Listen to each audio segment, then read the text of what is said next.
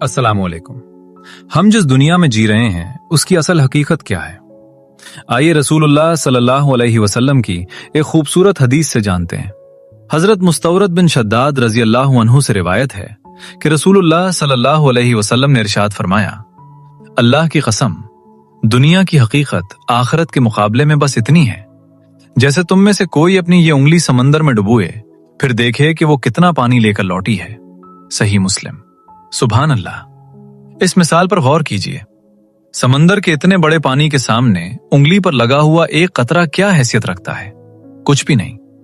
आप सल्लल्लाहु अलैहि वसल्लम ने हमें समझाया कि ये पूरी कायनात, उसकी दौलत, उसकी रौनकें, आखिरत की लामतनाही और कभी ना खत्म होने वाली जिंदगी के सामने सिर्फ एक कतरे की मानंद है। दुनिया फानी है और आखिरत हमेशा रहने वाली है। जब कोई इंसान दुनिया की इस हकीकत को जान लेता है तो उसे 3 बड़े फवायद हासिल होते हैं।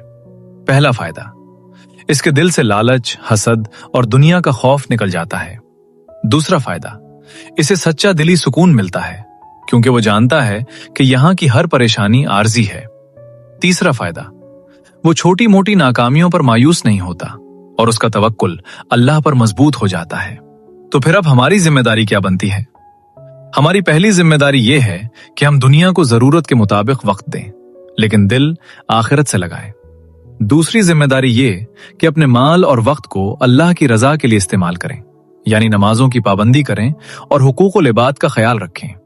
याद रखिए, दुनिया कमाना बुराई नहीं, बल्कि दुनिया में खो जाना असल नुकसान है। अल्लाह हमें अमल की तौफीक दे। जज़ाकुल्लाह खैर।